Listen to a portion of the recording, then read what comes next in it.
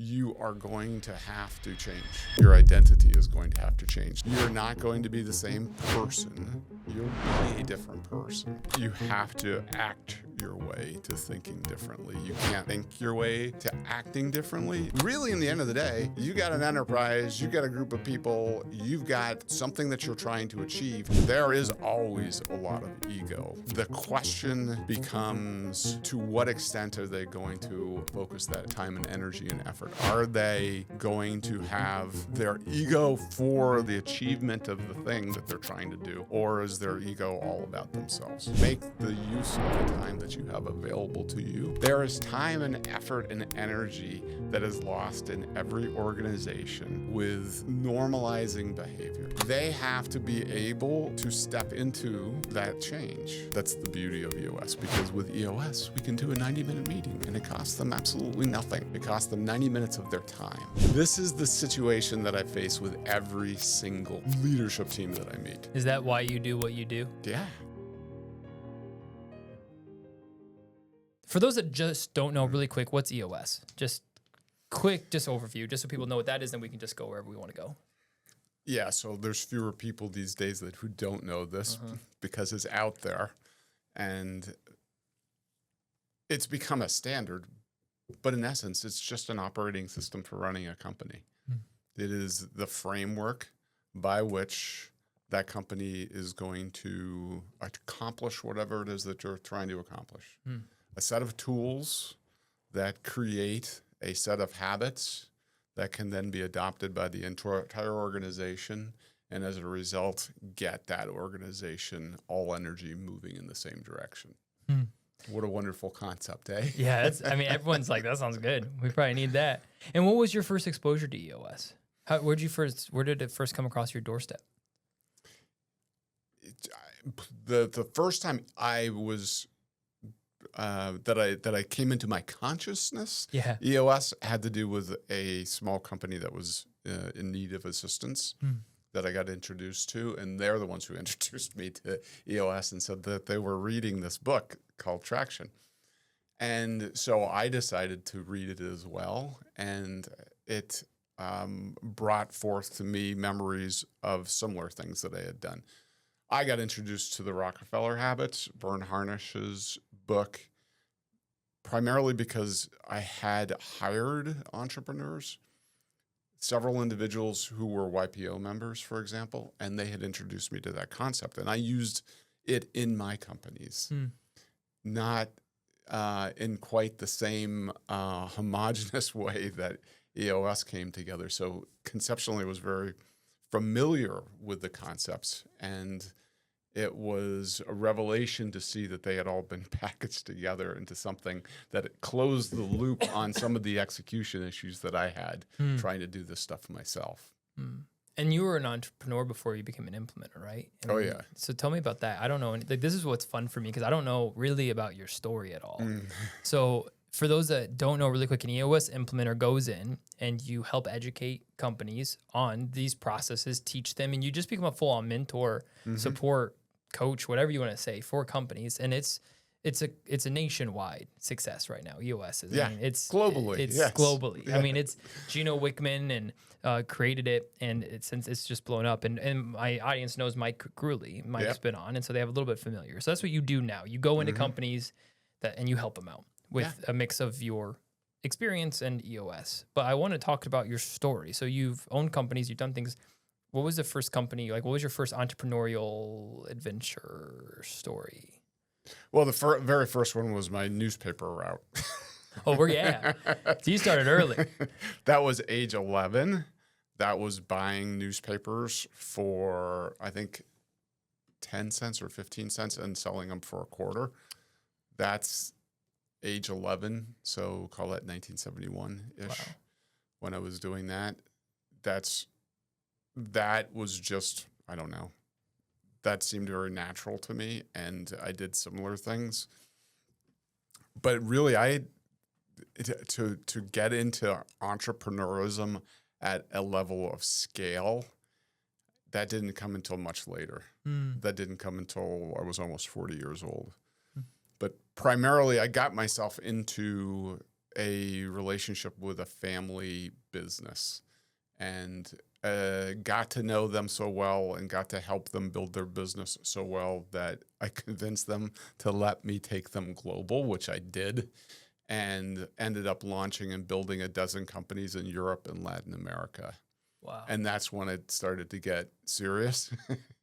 But that was, this like 30 years ago probably when that started. And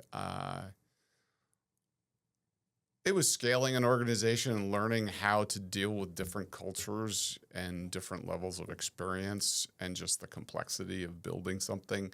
In my case, it meant in some cases going into a country and starting from scratch. In some cases, going in and buying an existing business and then integrating it with the other businesses. So it was a wonderful lesson in learning how to organize and scale an organization that today has thousands of employees and is the largest provider of its kind. It's a company that provides inventory counting services to retailers, and it's the biggest in the world. Wow.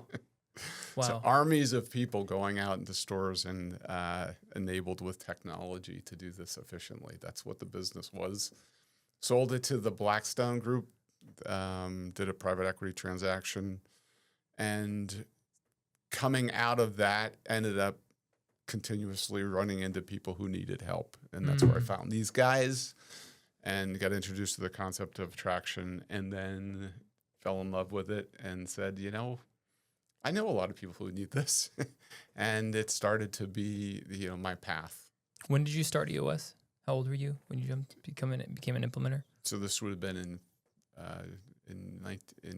2018. So I was 58. Wow. Okay. And when did you said you started like your entrepreneur journey later in life, right? Yeah.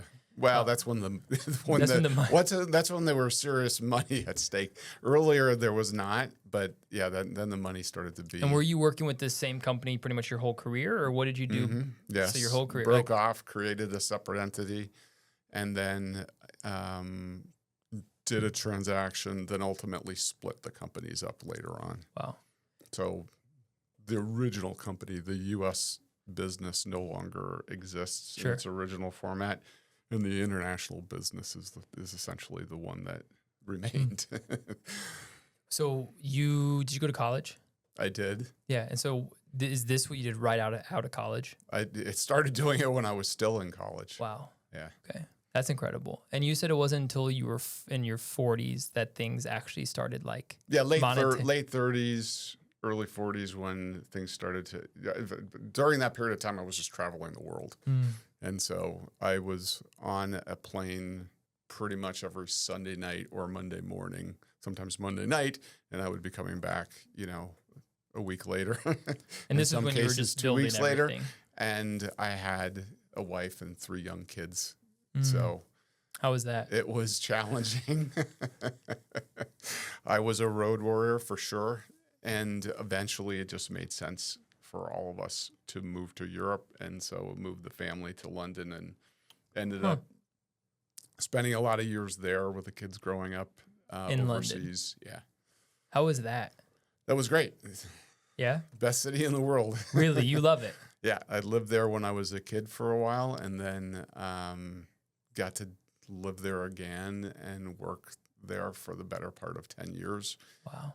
And it was just very convenient. It's a great place. It's a good launching pad to the rest of the world.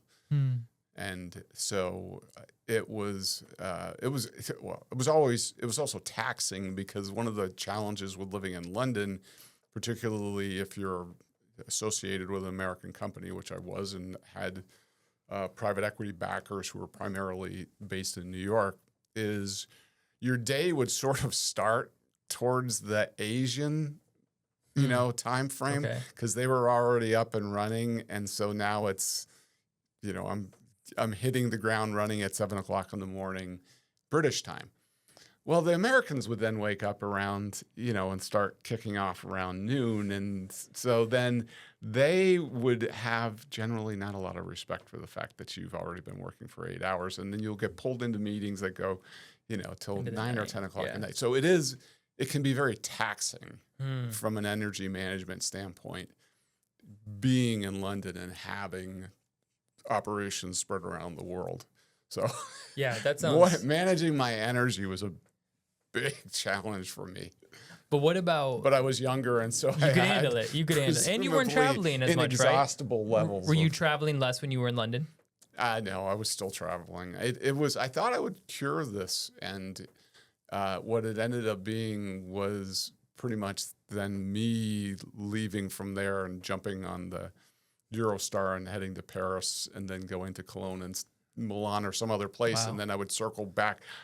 There, at least I had some agreements with my wife. I would always be home Thursday night, so I would usually work from home on Friday. And then there was lots of kid activities on the weekends that usually meant soccer tournaments in Europe and things like that. So we were traveling a lot as a family as well. And you said you said a phrase that I thought was interesting. You said London was the best city in the world.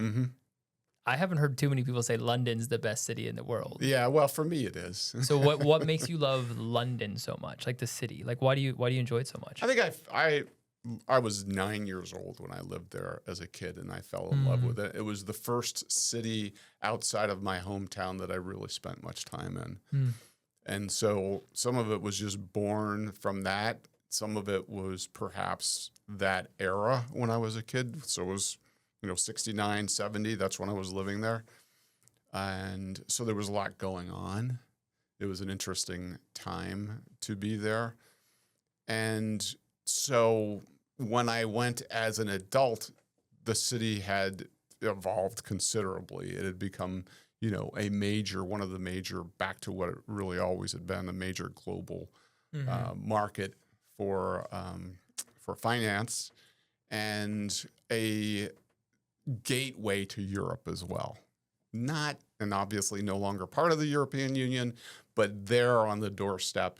And, it's a gateway to the rest of the world. So that was one of the things that what I remembered so much when I was growing up and living there was going by the travel agent shops and the airline shops, and you would see, flights to Singapore, and you would see, you felt more like from here you can go to any place in the world, which I grew up in Burlington, Vermont, and you did not feel that way in that town. Right.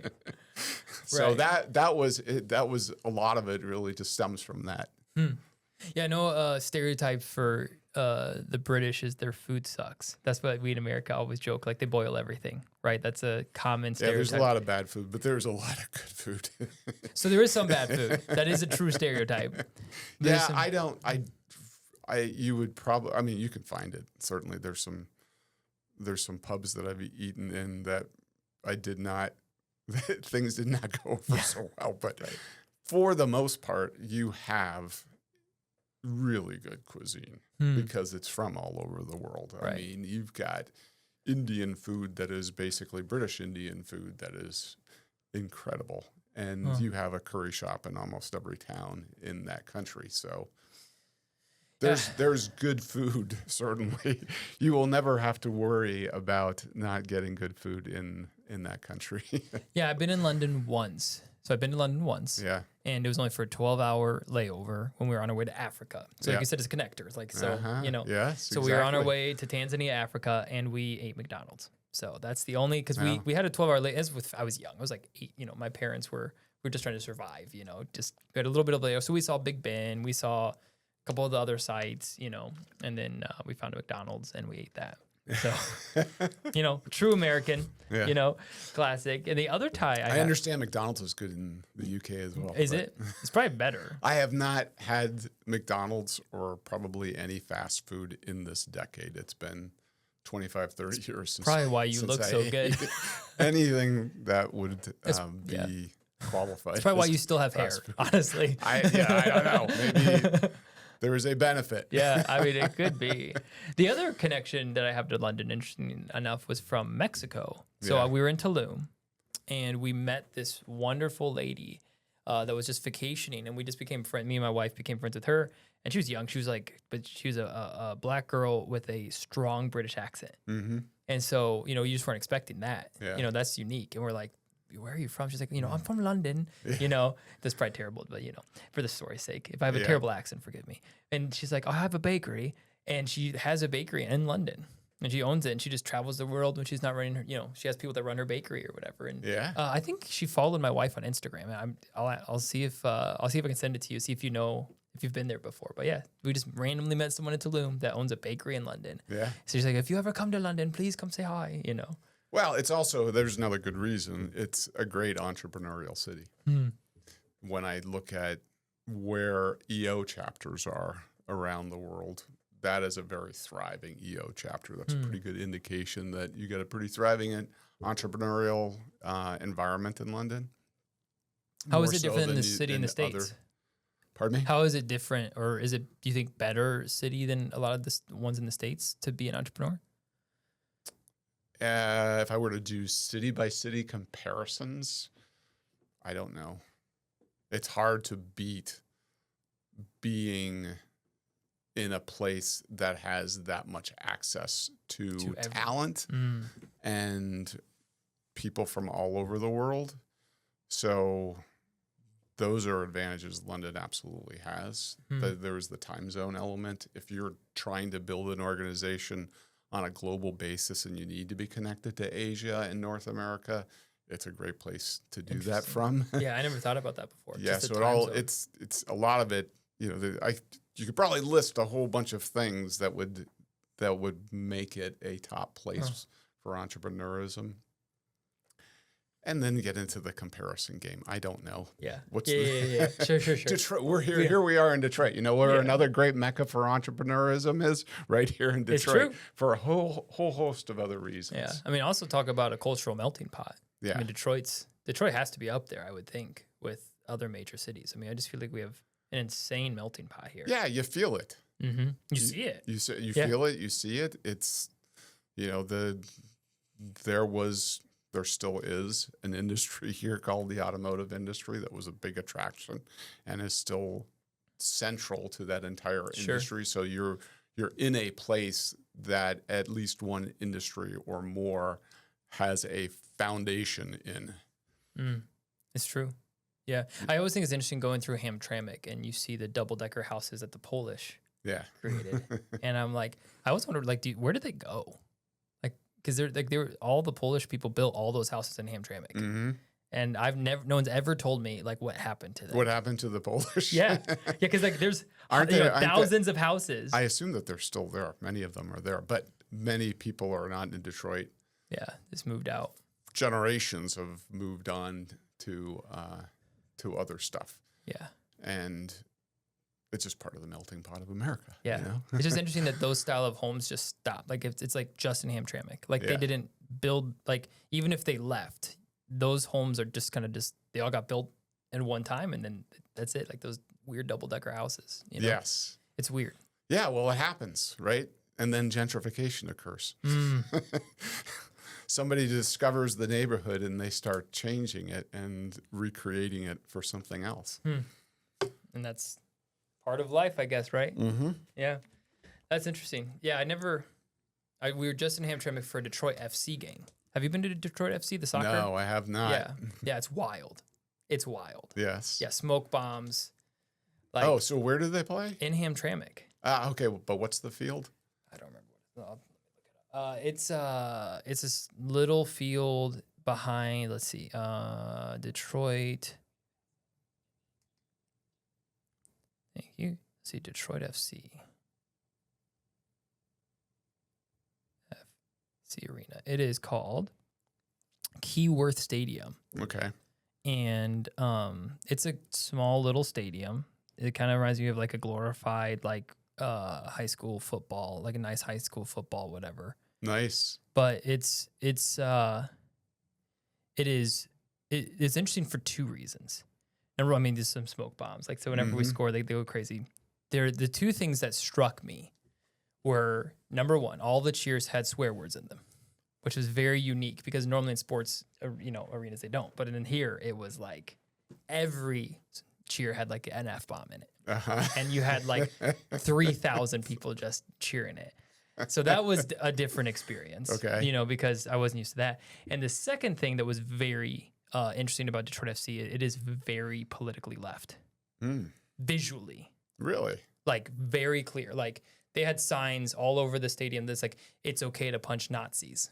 Yeah.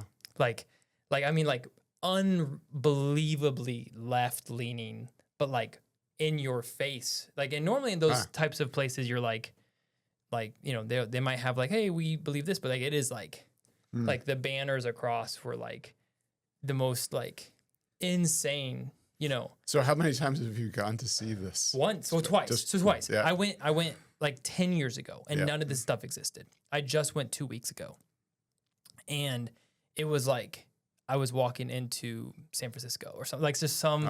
It was, and it's weird because it's in the middle of Hamtramck, which is a very highly densed Arabic community. Yeah. So it's just really weird, man. It was really weird, but I'm like, it was just so unique that a sports team has like taken up a political cause, and that was just what was unique about that situation. I'll flash up some I'll show you some pictures later, but it was like, like I'm like, you can believe whatever you want to believe. You don't see sports and politics? Not a ton. Not tons. Politics and sports? Here you do. It was wild, man. I mean, like I've never seen, because it was all in the cheering section, but I've just never seen that many like signs towards one. Like on a, like, you know, I was just in Texas. You don't see a bunch of like crazy conservative signs on sports. You know, you just don't see it. But Detroit FC, you do.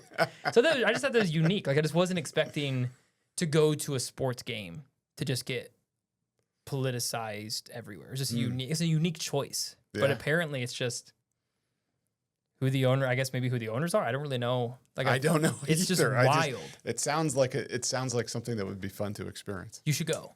Yeah, 100%. Right, you should go. I'm doing it. Yeah, come with me. I'll take you sometime. All right. That sounds fun. Let's make a date of it. It's very fun. Yeah, but the thing I love about it too is they have all these food trucks, a bunch of, it's just fun. It's fun. And if people that have never experienced Hamtramck before, you could experience Hamtramck, which is, it really is like walking through a Middle East country. Yeah. It really is. And so that's just a unique, I had a lot of work in Hamtramck, actually at a church there a couple of summers ago, and I was there every single weekend doing works in the parks. And we actually visited a couple mosques, talked to their mom and all that kind of stuff. So Hamtramck, I was there for a long time. So Hamtramck is a very unique. My buddy was because he's from Georgia. You know, so he's not used to the melting pot that we have here. You know, you go through Dearborn, and in Dearborn, there's multiple streets that it's just Arabic, you know, everywhere. They're not used to that in Georgia, right? And here we're just like, dude, they have amazing Mediterranean food here. Like, this is awesome. You know what I mean? Yeah. But like in Hamtramck, it's even more dense. And he's like, I've never seen so many women in burqas in my life. He couldn't. It was just such a unique experience for him. Dylan, you're from here originally, right? I'm from Ohio. Oh, you're from Ohio. Yes. Yeah. The other side of the border. Yeah. But my dad grew up in Michigan, and all my family grew up in Michigan. So I grew up a Michigan fan in Ohio. Okay. Yeah. So, but when I moved, I did an internship in like 2016 called Spread the Word. It's a church planning internship, and basically part of that internship was learning different cultures, going and experiencing them. And so one of those was Hamtramck. Yeah. So we spent a whole summer in Hamtramck, just learning the culture, learning who the people are, meeting the locals. Did you eat well? Yeah. Yeah. It's very good. Yeah. Hamtramck was great. And there's a church guy named Jay Searcy, pastors a church called Grace in Hamtramck, and he lives in Hamtramck. Nice. And he's just a great guy. And so they just do like a church in the park thing every Saturday, or they play volleyball or whatever and hang out with everyone. Yeah. And then surprisingly, like just very amicable. Everyone plays. Like it's fun. The locals play. Like it's great. So Hamtramck as a entry point into cultural diversity in your life. How about that? Yes, very. And when you drive on, is it Caniff? Is that how you say it? I think it's Caniff. It's the main road there, but it's like it does feel it's unique because there's just no English. It is just a unique thing. But anyway, I don't know how I got on that subject. But Detroit FC, you should go. But don't be surprised. I will not be taking my 3-year-old. That is. I thought it was going to be the subject of living in an environment where people do not speak English. Yeah, I mean, that's the thing with this podcast. We go. There's not really a set, place that we go. Yeah, I mean, you live with that, right? Because you traveled the world and you had to deal with multiple languages and dialects and that. How did you do that before Google Translate? Like, how did you make that happen? What was So there was, I'm trying to remember what the tool was that I used. No, it wasn't Abacus. I forget the name of it. Oh. Yes, it's like a learning thing. Like Yeah, so it was before Google really had it. I mean, today everything is AI enabled anyway. But back then, I can't remember what the tool that I used. But beyond that, I worked on French mastery because that was my second language, and I grew up with it. Because where I grew up was just south of the border with Quebec. So for me, we started learning French when I was in kindergarten, and I tried very much to make that my second language when I lived in Europe. So I got tutored in French. I attempted to do my business meetings in French. I did the best I could. How is your French now? Very rusty. But when you travel, do you still try to? It's amazing because all of a sudden, like nouns, verbs, various phrases start to come back into your consciousness. And I found that I was in Paris for a week in November, and I had friends who had never been there before, so kind of going around to places that were very familiar to me, and then just starting to pick the language back up. I figured, okay, another week or two would probably be good. Unfortunately, it wasn't enough time to really get the habit back in. Do you find that place. You can understand more than you can speak? Like, yes, definitely, because I still process. So I still have to try. I can't think really in French. So I still have to go through okay, what did they say? Okay, that means this. In English. And then translate. Gotcha. If you were in France, because I've never been to France, and I've heard that they can be rude to Americans sometimes. I don't know if that's true. I don't know if you found that to be true or not. Like just French people in general, like don't love Americans. Yeah, I have found that not to be the case. Okay. Actually, what I find is a cultural misconception creates that perception more than anything else. And it just literally has to do with how we communicate. And the language is part of the culture. So what you speak, you bring into existence. So the subtleties of language are meaningful in daily interactions. So particularly in France, bonjour. Yeah. So you start by saying bonjour, and there's always an opening to a conversation that in America, sometimes we're very informal about these things, right? And we'll just dive in and start talking. But there's a sort of a recognition of the existence of the other person that comes with the language. So bonjour was always important, and merci, and s'il vous plaît. So just a couple of words that are just used so often that we don't realize our lack of using them comes Could be across offensive or as annoying, arrogant, or not arrogant, but just not courteous. And then you get a natural reaction to that, which you then take as rude. So I have learned that it's mainly if you just bend a little bit and understand what the environment is that you're in, and that the language has an important aspect to creating the environment that you're in. A couple of words will go a long way to just show respect. Yeah. And it's interesting. Africa's the same way too. So, but Africa, there's another, I don't know if it's like this in French, but so jambo is in Swahili. Jambo means hi. It's the greeting, right?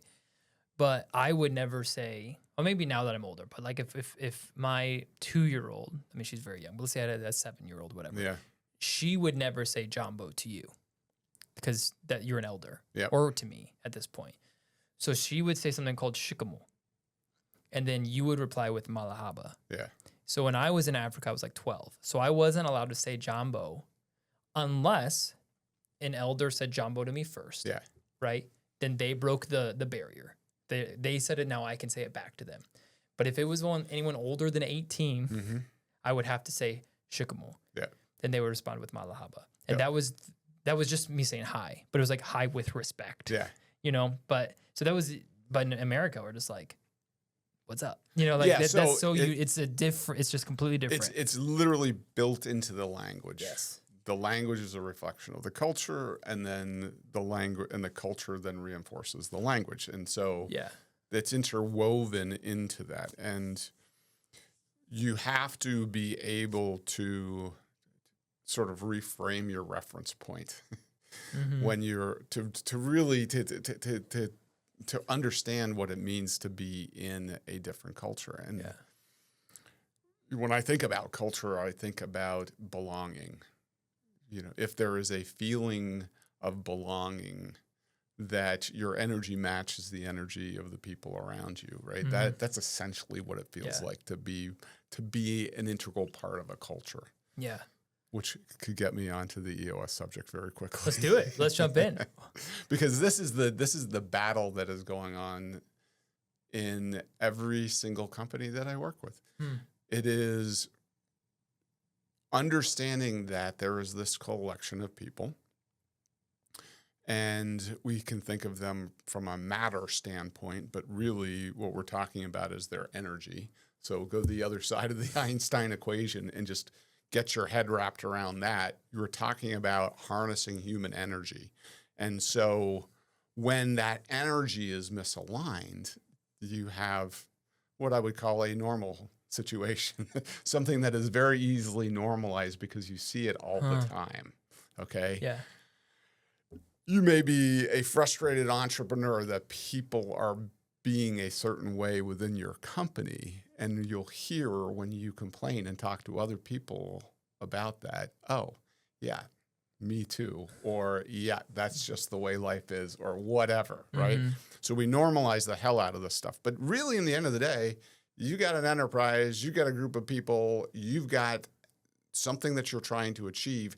How do you get those energies aligned and moving in the same direction, right? So in the end of the day, EOS tools are just a set of tools to reinforce what is there that is truly good and wholesome about that organization, and getting it amplified, and getting, with a set of tools, a methodology to continuously keep the energy moving in the right direction. Why do you think this is such a struggle for people? Just because we live on stories. You know, our life is made up of stories. We have we put on a character every single day, and it becomes so normalized that we think that thing, that set of behaviors is just the way things are. And we don't even, sometimes it's just a lack of awareness of how we're showing up. And what you really are forced to do when you are using the tools of EOS in an organization is to deal with the reality of how you're showing up every day. It brings you back towards living in virtue, I guess is the best way to describe it, because you can talk about individual human behavior. Everything is always on one end of the spectrum or the other. There's an excess of this, there's a deficiency of that. Where is good human behavior, right? It's that optimum mean. And then when you put a bunch of them together in an organization, now how do you accomplish that same thing towards a greater good, which is the good that is being accomplished by these people working together? With that being said, has there been like characteristic traits that you found in CEOs that generally have good company cultures, like the company cultures that are like solid good? What character traits have you found to be common among CEOs that have good company cultures? So let's take great company cultures, okay? So I'll use that example because the research was done, and it was Jim Collins and his team, and they did the research in the book Good to Great. So thousands of organizations that they looked at, they got it down to this group of 11 that met the criteria. And every single one of them had this leadership trait that they refer to as level 5 leadership. The individual at the top of the organization had that combination of determined focus towards the greater good for the organization and personal humility. So that combination of just driving the organization towards focus, achieving whatever that objective is that the organization had for itself, that greater good, while at the same time, paradoxically, having this level of personal humility. It's not about me, for example. That was that characteristic existed in every one of those companies. And when they compared them, they did this matched pair analysis. So they would take, okay, here's a company, this industry, this scale. Here's another company, that industry, that scale, going through essentially the same macroeconomic conditions.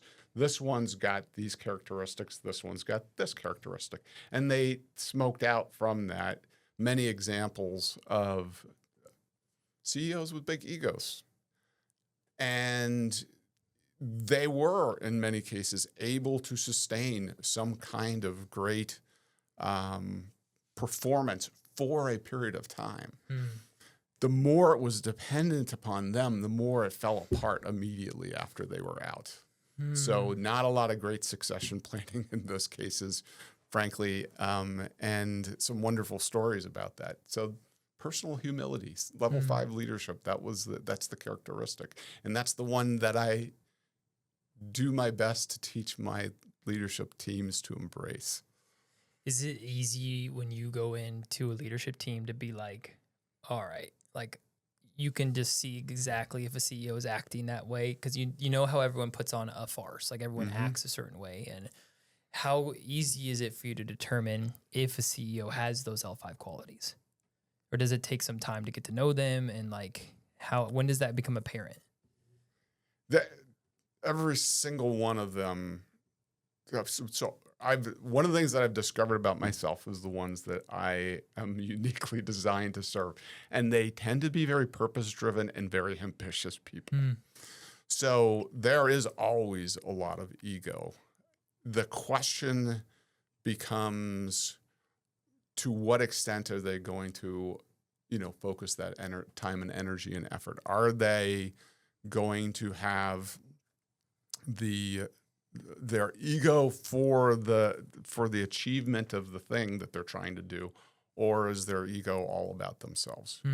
And there's always a bit of a battle going on between those two things, because when it's about yourself, really it's taking care of your psyche, and you have to realize your psyche exists. It is a thing, and it's mainly about creating an awareness around how that makes you show up.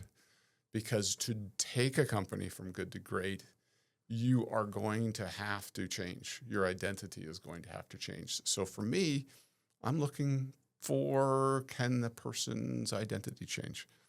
Are they willing to transform themselves through the process of transforming an organization? Because it happens, and you have to be ready for it. You're not going to be the same person that you were as CEO of a $5 million organization, revenue-wise, that's a relatively small company, versus a 50 or 500 million. You'll be a different person. There'll be an element of you that is always the same, and it's a truer, deeper level of yourself. And you'll let go of a lot of the superfluous stuff. And that's the hard part, because with that comes an identity that exists today that you have to be comfortable with letting go of. I'm trying to think of, it's called self-sabotaging. Yes. And that's, I think, something I struggle with a lot. I think if I had to, like, what's one thing I do a lot? And I think I self-sabotage a lot. And I'm learning that. And I think it's what's, like, but for like, so, and you've heard of self-sabotage before, I'm sure. Yeah. Like, can you define? Been guilty of it. So define, like, what is self-sabotage? Self-sabotage is literally, my definition of it is some habit or behavior that is very, sometimes it could be even nostalgic. I don't know. It's a part of me that has existed for a long time. And it may not be serving me anymore, but there's a comfort level to it. Yeah. And so I'll use an example, and this one's a real simple one. For me, I will read a shitload of books. And sometimes that obsession with reading books can be to excess. And then I'm not doing the things that I need to be doing or should be doing. And so there's an identity element that comes with me being more balanced, for example, in that habit. And you can apply it to any number of habits. It's like there's some habit that you're holding on to that feels very comforting because you've done it for a very long time, but also is because of the excess of it getting in the way of you doing something else. So you might get yourself into a zone where you're just crushing it. You know, you got your habits dialed in, you get your behaviors dialed in, and then you'll slip a little bit.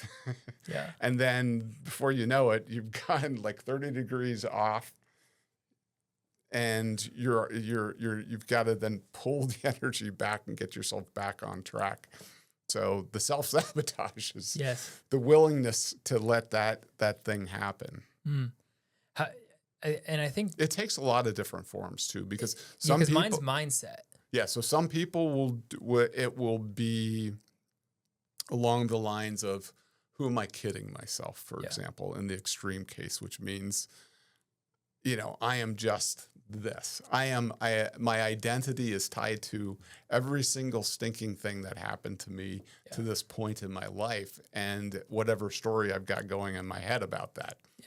So that is a habit, a behavior that stops a person from going over the line into discomfort. Because they almost, and I speak from experience because I live this with, and you can also call this, plane.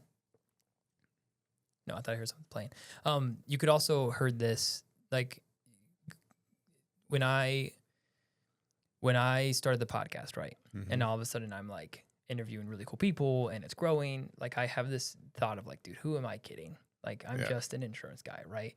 And then when it comes to businesses, I've done a lot of things that I've realized have self-sabotaged myself to protect myself. Mm-hmm. So like the insurance business was really good. Then COVID destroyed it. Then since then, it's just been just a grind. And I find myself living in the mindset of like, you know what? If I'm poor the rest of my life and at least I have my family, I'm okay. Which is a good mindset to be like, I'm glad I just want my family that God's given me and money doesn't affect my happiness. Gratitude. Right. So I'm grateful for that. But then on the flip side, I think I use it as a protection of like, assuming that I'm probably not going to be successful financially. It has, and that's changed because if you would have met me when I first got married, dude, I would have told you I'd been a millionaire by 30. You know, I was hungry, ambitious, and now just because we've gone through, I think it feels like a 7-year valley. Yeah, that it's like hard to believe again that like you know, and because you know when you live in the hamster wheel, you know, I'm getting raw. At least my wife and I talk about when you live in the hamster wheel, you always feel like you're running, but you're never actually getting anywhere. Mm-hmm. Eventually, you just self-sabotage yourself to just never believe you're actually going to get out of the hamster wheel. Yeah, and you kind of protect yourself in a way to like not hope. And so I realized I was doing that probably about 6 months ago, where I was just kind of like, you know, I'm probably just going to do insurance the rest of my life. It's probably going to be a struggle. We're probably not going to have much. It is what it is. Mm-hmm. And I'm like, this is very unhealthy mindset, because if I want to grow and want to be an entrepreneur, I can't just be like, oh, it was me, blah, blah, blah. Like, and so now that we're building a media company, like I have to fight every day in my mindset of like, I still face doubts of like, who am I kidding building a podcast coaching company? Like I'm, you know, so I fight that daily. Like that is a big struggle for me, that mindset shift.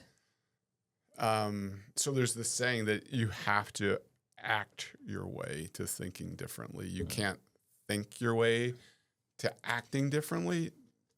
And I guess the best way to describe this is just recognizing that your mind is always going and it is rationalizing things right and left, and it's creating all kinds of logical reasons for you doing things a certain way. But generally, it's doing the job that your psyche has designed it to do, which is to prevent you from doing things that are uncomfortable. Yes, right.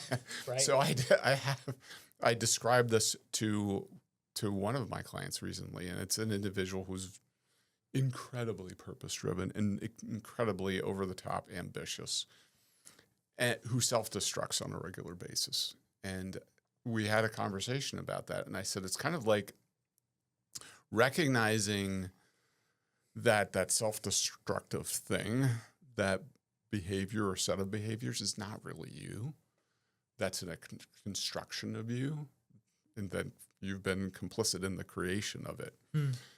But it exists. And so when you're inspired, it's like I have this World War I in the trenches analogy in my head. It's the troops going over the top. Yeah, yelling right? and screaming. Going over the top and going almost into certain glory or death, right? That kind of thing. Well, your psyche's the guy who is in the foxhole pulling you back from doing that, all right? And it makes perfect logical sense that they would do that because the chances are you're going to die. So, Right. But the reality is, it's trying not to just protect the chances are that Yeah. you're going to die. There's 100% certainty that you're going to die. Every human being who has ever lived died eventually, right? So it is recognizing that thing is there, and that reality exists for every one of us. So make the use of the time that you have available to you. Yeah. And thank you very much, Psyche, for protecting me. But every now and then I have to go over the top. Yeah. It's something Nick and I talked a lot about, is just being uncomfortable and living in the uncomfortable. Yeah. And really striving for that uncomfortable, you know? And if you're not uncomfortable, then you're like, he used the analogy of working out. If you're not putting stress on your muscles and you're not whatever, then you're probably just getting fat. Yeah. You know, and it's like if things are very comfortable, then that should be a red flag of like, I'm not growing, you know, because a lot of times growth equals uncomfortable. Yeah. I was doing some work this morning with the change equation. Are you familiar with that? What it takes to get a human being to change a behavior. And the formula is really simple. It is the change is equal to, change needs to be greater than resistance, or the elements of change need to be greater than resistance. So on one side of the equation is resistance with a big R, and on the other side of the equation are the elements. So number one is dissatisfaction. So that has to exist to some extent for you to change a behavior. There also has to be vision. And this is an important part that's often missing. A perspective of what it actually looks like on the other side. And then the third thing is a first step, an action, as simple as possible that can actually be taken.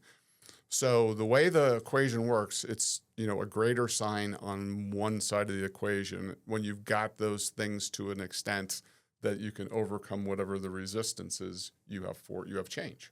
You have forward motion.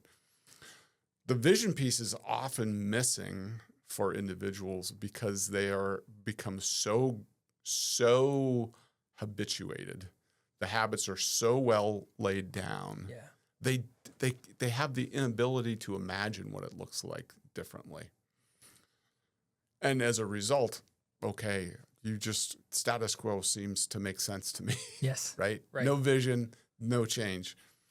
The other thing is you could have a vision. It could be articulated for you, and you could have gone through an exercise where, okay, I do want that, right? That is clear. That's better than this thing that I'm dissatisfied with, but I have no idea how to do it.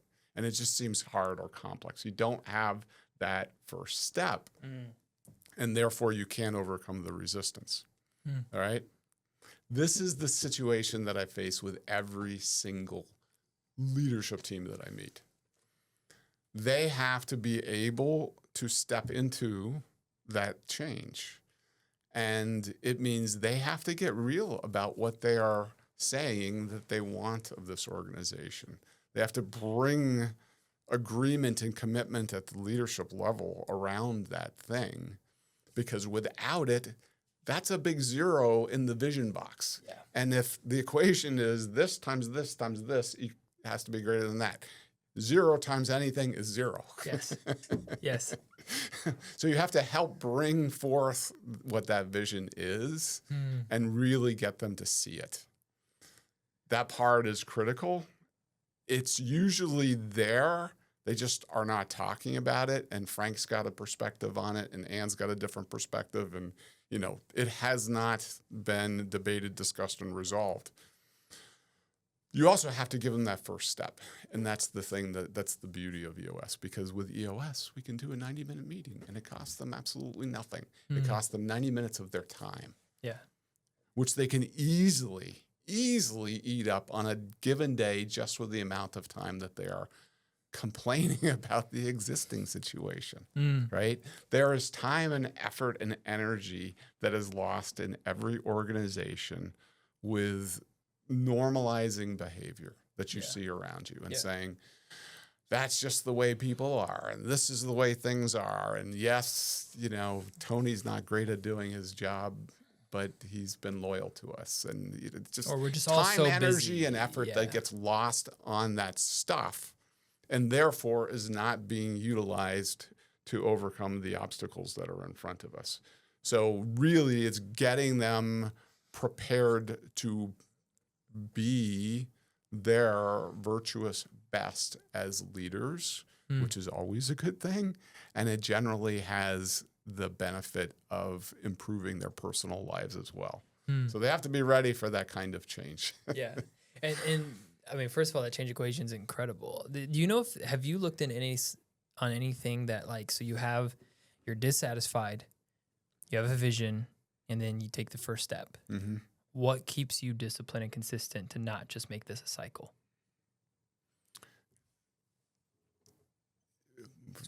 Usually because you've seen something, some level of improvement.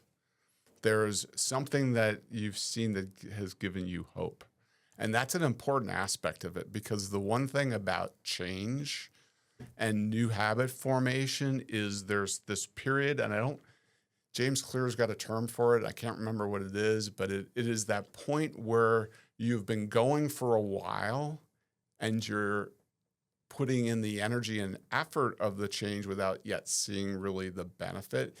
You have to have some type of, you have to have some discipline and some self-replicating or self-reinforcing elements to keep you on that path. And this, probably more than anything else when working with leadership teams, is what I do as an EOS implementer, because 90 days is the slipping point. When you have a team working and focused and they set off, they start to fray. You get around day 70, 80, 85. Right. I've experienced it in my own life. I mean, I just literally came off a quarter myself where I was starting to feel in the last week or two like I was losing my focus. I sent a note to a friend this morning saying, I'm just coming out of a little snow globe experience, right? So it is occurring, and you've got to then get them back into a room, get aligned and agreed and clear around the past. What did we just experience? What happened? Because people naturally create their own stories around things. And if it was a difficult quarter, people are going to have different feelings about what happened, what didn't happen. They might have trust issues that they need to resolve amongst each other. And so you get them together and get them refocused on them, and you send them back out. It's like a quest. So I bring to my work as an EOS implementer philosophy, because that's what I love to do. Like, my friends call me Philosopher Dave. One of the narratives that really works for me is the hero's journey. So the work that Joseph Campbell did and the recognition that that underlying story, the mythologies around heroes, is 100% the existence potential for every single human being on the planet. But it is our tendency to fall into habitual patterns of comfort that we don't go on those quests. Well, you have an entrepreneurial company, you are by default on that quest because that's what entrepreneurs do. And so it's just a question of how great is that thing that you want to create? What is the impact that you're trying to create with this organization? And recognize that it's a journey to create that thing. And some of you, including you as the founder, may not be there on some day in the future when the ultimate is achieved. But you've brought this thing into existence. So what is the cycle that keeps it moving in that direction? Well, the cycle, I like to refer to it, is the 90-day world where every single quarter you're coming together, you are getting clear about the story, what the story is, because the story is ultimately what you've put into your VTO. And is everybody agreed, aligned, committed to it? If not, let's do the work to get us agreed, aligned, committed to it. And then what next needs to be done? Let's get singularly focused on what the story is for the rest of the organization, and what those activities are going to look like, and what our commitments are. And off they go again. So help them to go on a new quest every quarter. It's the best way to describe it, until they get to the point that they've got it down. The habits are in place, and they don't need me to continue to be their guide in doing this. And usually it takes about 2 years, and then they're there, and they're on their journey, and they've got a new set of habits, and the organization is flowing. And that's got to be bittersweet for you at that point, right? When you see somebody graduating them. Yeah.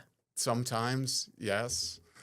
It is, and I will, I teared up with a team the other day, and it was in their case, it was an interesting transition because literally the owner of the business was wrapping up. We were graduating one business, and we were starting another business. I was starting an implementation with another business that she owned as well. So it had been a transformative experience with the first company, and to see who they had become was incredible. So yeah, sometimes it can be emotional. Is that why you do what you do? Yeah. I mean, it's like, this is literally me being me. I don't know of a better way to express myself other than through doing this work.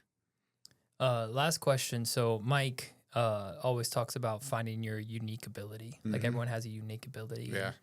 When I was in Dallas, at Parlor Studios. You're talking about Mike Gruley? Yeah. Yeah. I was getting ready to interview. I did 8 podcasts in 2 days. Yep. And he's like, "Hey man, you are in your unique ability. Yeah. Like, lean into that." And it sounds like you found your unique ability, like this ability to mentor and coach and help, right? What advice would you give to people that are trying to find their unique ability? Like how does someone find that? Yeah. It's a different path for different individuals. I am a strategic coach client. I went through their program, and there is a specific set of tools called unique ability. So you can go through that exercise. And I did it, and I have continued to refine it, because I understood their approach. And once I understood their approach, it was easier to bring other elements into it. So, for example, in the AI world, if you want to work on your unique ability, one of the things that you can do is get to know yourself very, very well.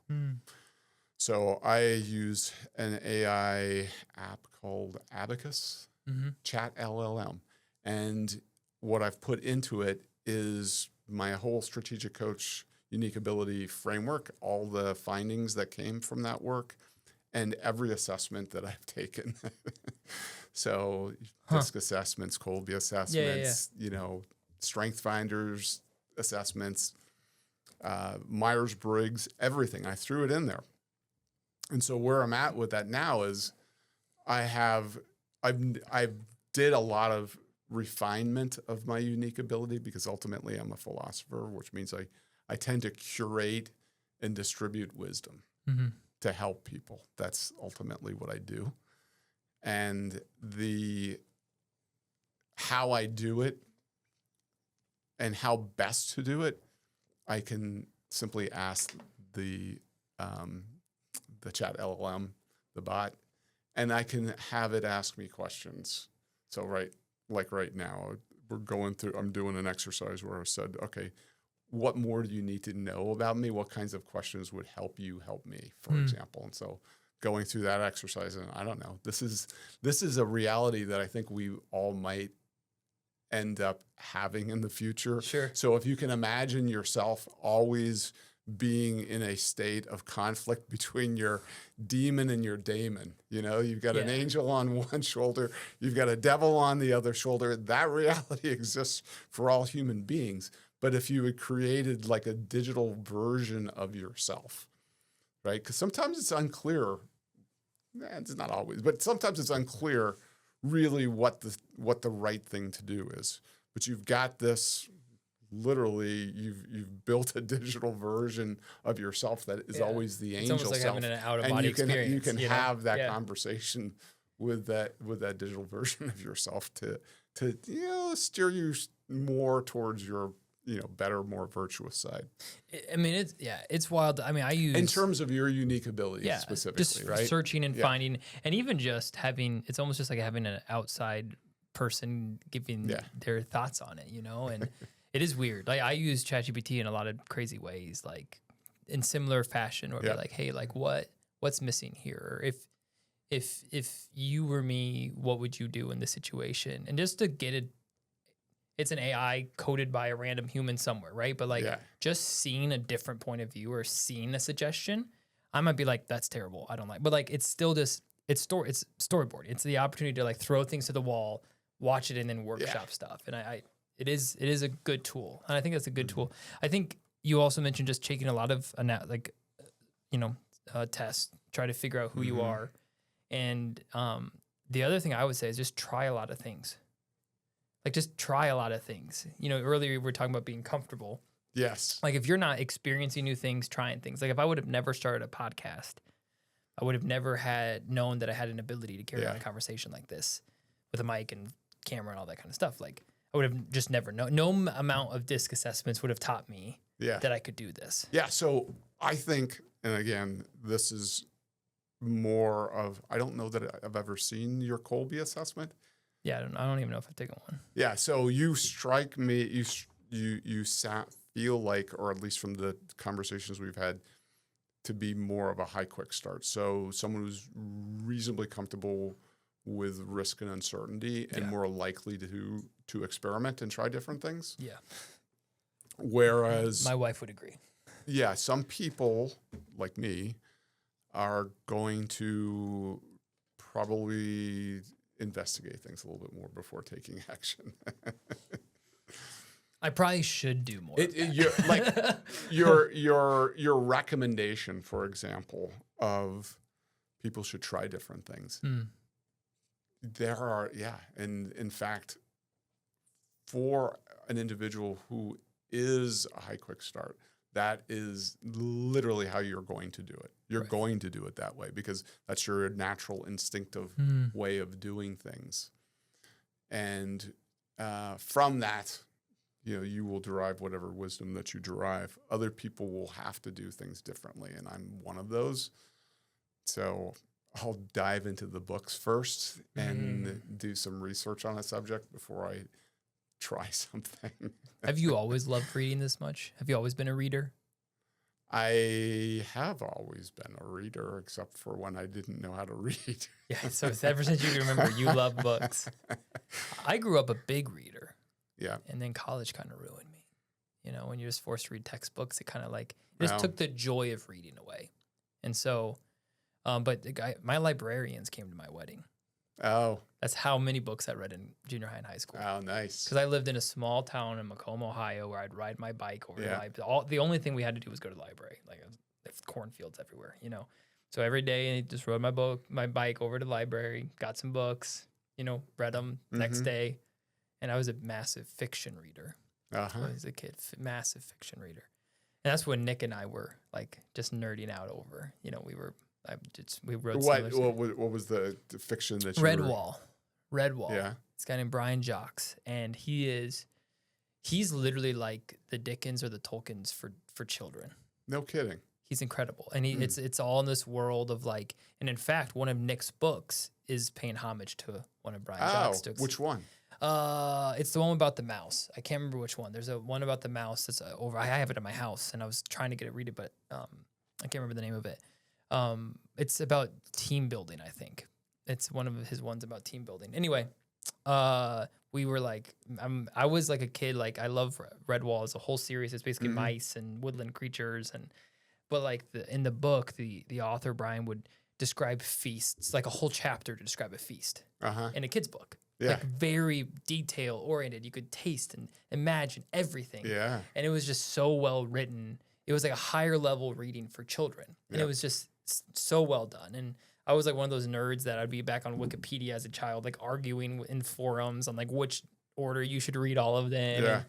But yeah, like I was a big reader. And then I'm trying to get back into it. I'm trying to read. I'm a big theology guy. So I love theology. And so I enjoy reading those books. Well, we could have had a whole different conversation today. Oh, we can go wherever you want. I'm a big theology guy.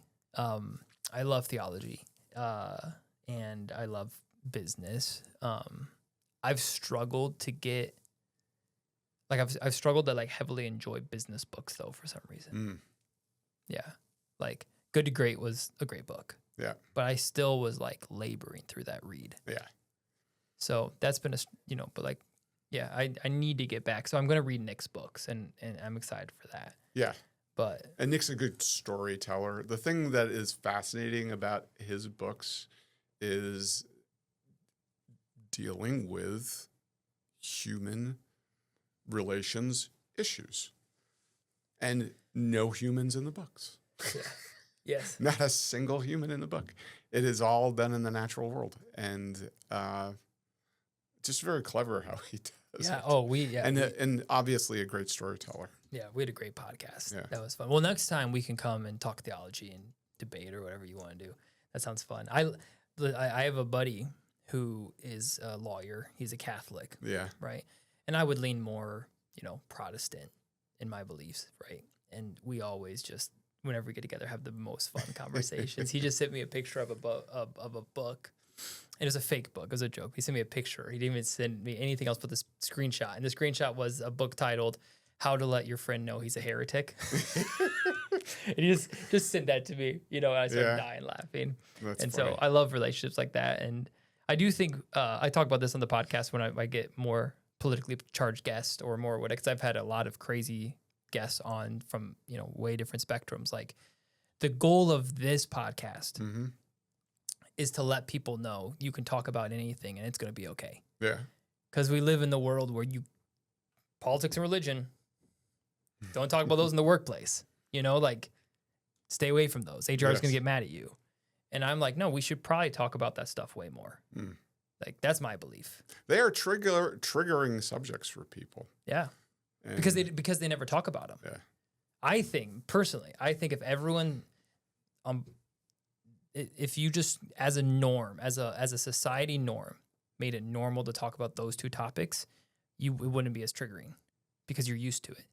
I think it's triggering because you have your little podcast you listen to, you build up this whole thing in your mind, and then someone challenges it, and right because you're not used to it. Yeah. But if we now normalize, my security is being threatened. Right. My existence. my entire belief system is falling apart. Who I am, And I can't accept that. Right. But if it becomes a norm to be okay with uncomfortable conversations, yeah, I just think we're going to be a better society. So I've lost clients, by the way, because of my podcast.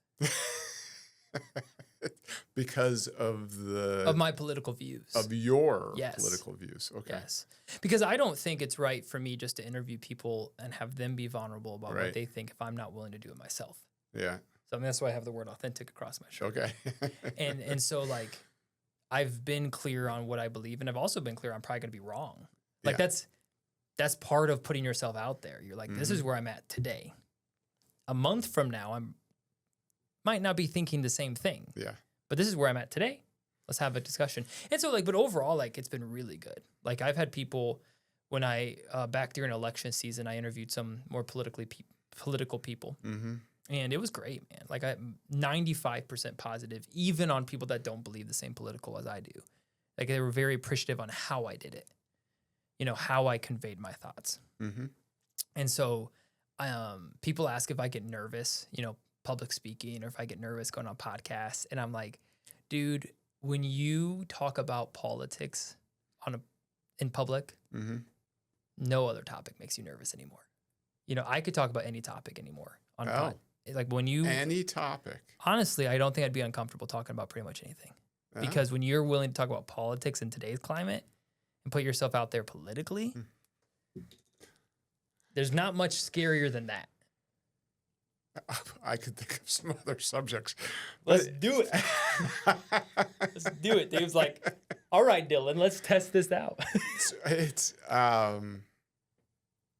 Well, look, beliefs beliefs are useful. Yeah.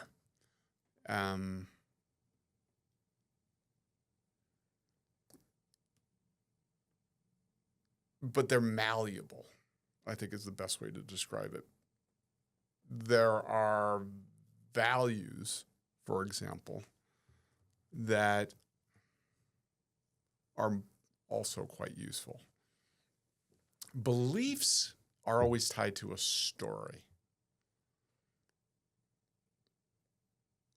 So like beliefs around religion and politics are tied to stories. And the stories are repeated continuously. You know, you can't be more blatant about it than in political discourse, because for you to have a perspective means you have to have a story. You have to have something that is the foundation for you believing the way that you believe. Right. And the challenge is always an identity one, because when the identity and the belief get all wrapped up together, that's where you start to get triggered. They're not attacking your belief, they're attacking you. Yes, exactly. And so then it becomes things become quite fragile. Yes. So when you can adopt a belief that beliefs are malleable, and it really doesn't take much of logical thought to get you there, because frankly, every belief that you have right now is a newer version of an older belief. Yeah. You threw something out along the way. You want to hear a story that I use with my leadership teams? I'm ready. Right. So I tell them at the beginning of every session that my expectations are openness and honesty. That's it. Yeah. Those are the two. Openness. Let's get grounded on what openness means, because it's very easy to say I'm open-minded, right? It doesn't cost you a darn thing to say that.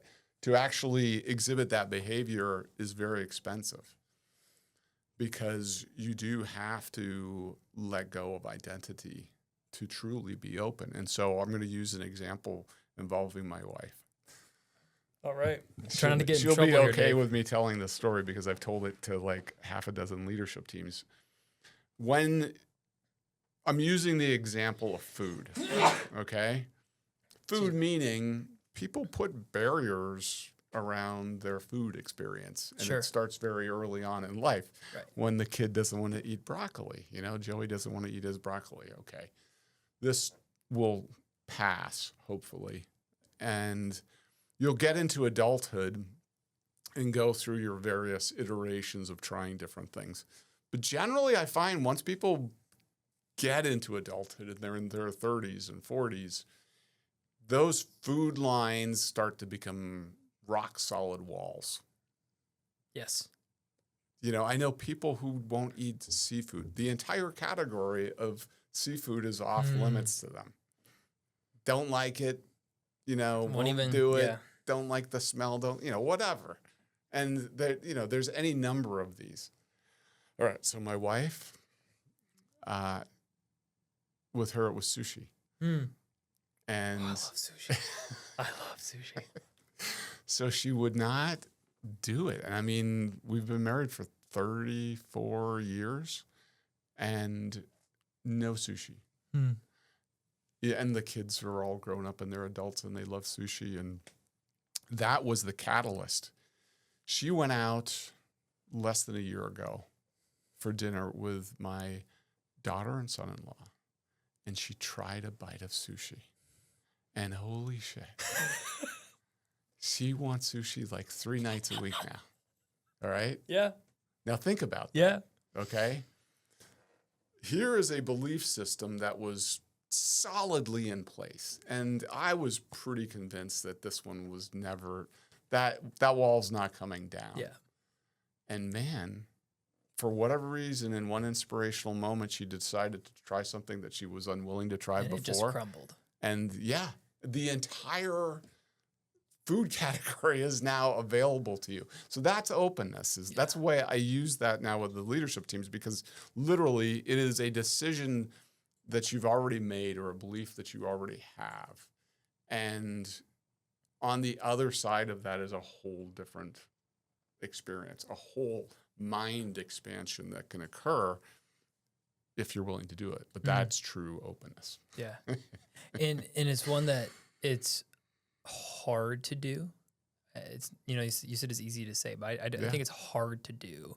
But I think a lot of people think they're open, but they're not. I would say for me, and this gets us to another debate, so we want to say this to another podcast. There are certain things I'm unwilling to be open about. Because those beliefs are central to your beingness?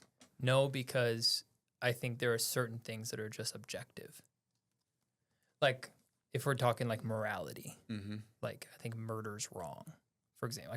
I don't think just shooting a 4-year-old in the face. Yeah. You can't, there's no amount of openness in this situation that's going to change my mind to say this is okay. Yeah. Right. And so there are certain things that, based on my worldview, based on what I believe the Bible would teach, that I'm unwilling to be open on. Yeah. And so then there are other things where I believe I am given leash for interpretation. Yep. Those things I'm willing to be open on. Yeah. So that's like when it comes to moral issues, when it comes to certain issues where I believe has spoken very clear on. Yeah. Like I don't have a leash to be open there. Like I don't have the ability to be. Yeah. And that's a full, I'm sure we could have a whole conversation on that. Well, were you hoping that you were somehow abnormal? No. Because it sounds like it's what you just described is very normal behavior. Which it should be. Yeah, good. But I do think there are people. I do. There is an era. There is a school of thought. There is a perspective that one could take that actually throws all that away completely. Right. And that perspective is one that I have been studying lately, and actually Nick was probably the catalyst for me looking into it more than any other. And it is this concept of the one or oneness. Yeah. That there is no separation. That would probably, we could do a whole series of podcasts on this particular subject. But there is both philosophical and scientific grounding for this. And it really doesn't take too much of a zooming out to start to get a perspective where a whole bunch of things related to human behavior just are no longer even relevant. Because then you are just part of this total thing. And you're, there is no separation. In fact, if like right now, one of the things I've been doing a lot of is I've been doing an 80-day series on the Tao Te Ching. And central to the Tao is this concept of non-separation. Correct. And so I think I'm like day 60 of this thing now. And you start to realize that once you start looking at things from the perspective of separation, then there are opposites immediately. There's opposition in everything, right? There's a dichotomy in everything. And without separation, no dichotomies exist. For example, there's no good versus evil at all. There's literally one of the concepts that was covered in my session this very morning was that eliminating evil is literally not giving it a place to exist, essentially. Yeah. And this concept of the Tao or of oneness, with it, there is no need for evil because there's nothing to oppose. There's no dichotomy whatsoever. Sure. Things are just what they are. Yeah. I mean, and I've studied that to a degree. And I think there's equal holes. And this is, like I said, another podcast. Like, I'd love to dive into this because this is, it's a utopic thought, I think, in some capacity. But I also think it has, there's practical implications though. So for example, because it's a you are 100% correct. It is utopian. Right. And in fact, what can be spoken about the Tao, for example, in Taoism is not actually the Tao. So what is great and good about it is its usefulness, right? Mm-hmm. Its usefulness. So adopting certain practices or certain beliefs and the understanding, the intellectual grounding that it comes from, then it sometimes is very helpful for human behavior, right? It can help a person be more open. Yeah. It can help reduce the things that they're likely to be triggered by. Yeah. You know, it can help an individual be more consistently their virtuous best self, for example. Yeah. Yeah, I think for my mind, it like just goes back to, again, my worldview where I'd be like, and I would argue there are probably equal biblical principles that would do the same thing. Mm-hmm. And so I love this. This is fun. This is fun. I mean, this is Brandon. So Brandon is his name, is the law firm guy of mine. And we literally will go and we'll talk business for 5 minutes and then we'll just talk theology for an hour because I think it's great, man. And I think, the more, like I said, the more conversations that could be had, it's everyone's winning. Yeah. You know, everyone's losing when you don't talk. You know what I mean? And I think the more you can talk, it's going to be better. Shine. Yeah, there you go. The more you shine. There you go. Shine your light. Be you. That's another thing too. Be you. Be your best authentic self. Yeah. But the one thing with this word authentic, that doesn't mean you shouldn't change. So the beef I have with this word is sometimes people say, be authentic. Just be authentically you. And I agree with that at surface level. Yeah, like speak what you believe. Yeah. Speak clearly. But authentic also doesn't mean that you shouldn't change. You know, that you're just be you and no one can be you but you and you are perfect the way you are. You don't need to. I'm like, you need to improve. Like, you're not. Like, you need to keep growing. You know, in a Christian worldview, I'd say, no, you're a sinner and you need to be saved by grace. So, like, authentic doesn't mean that you should just be stationary. But to me, authentic is just another word for honest. Mm-hmm. You know, but I think some people take it too far and then they just say, like, you know, be authentically yourself. You don't need to change. And I'm like, that's too far. Well, does that make sense? Yes, it does. So you're human, therefore change is inevitable. Yeah. All right. You're not, you are a being who is going to pass from this earth. Literally, you will be dust at some point in the future. Happen. Okay. Yeah. So the point is the change will happen. Right. Do you want to be a co-creator in that change or not? Yeah. Do you want to be proactive? Because it's like literally the human body is designed to recognize a growth phase and a decay phase. And once it hits a certain point. There's like a natural point. It's not 100% precise, but then it just the growth assumes stops decay. and it starts. It assumes decay, and it just it just goes through what the body has been evolved to do. So you have to literally take the conductor's wand and say, okay, I get this, but I'm going to be a participant in this thing. Yeah. I want to be a co-creator in my life. The thing that people often struggle with is thinking that there's this thing that they need to do, or this thing that they need to be, or there's I have to be more of this, or in reality, it's more about what you let go of than anything else, because you're simply recognizing that you are a construction of a whole bunch of things, which includes that stuff that you were brought into this world with, your authentic, truest self, which remains with you forever, your soul.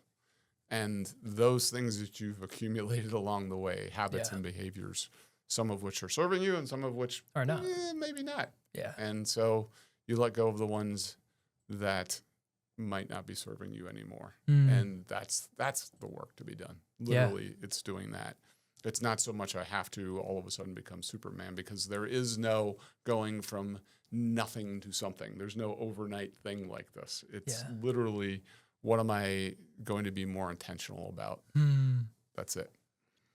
Well, I'll tell you what, I think that's a perfect place for us. I mean, you do, Dave, you found your unique ability to drop nuggets of wisdom, to give advice. And I think, and you're a great teacher, you're a great speaker, and I can tell why you've been successful with EOS and with so many businesses. I always give my guests an opportunity to shout out whatever they're working on. So this is your opportunity where can people find you? If there is an entrepreneur listening to this, they want to reach out to you, learn more about your EOS implementation, where can they go? How can they get a hold of you? Yeah, so one thing is the EOS website, and that is a platform where not only you can meet me, find me there, you'll find all of my colleagues there, and tons of free content. I mean, just like change your life type content.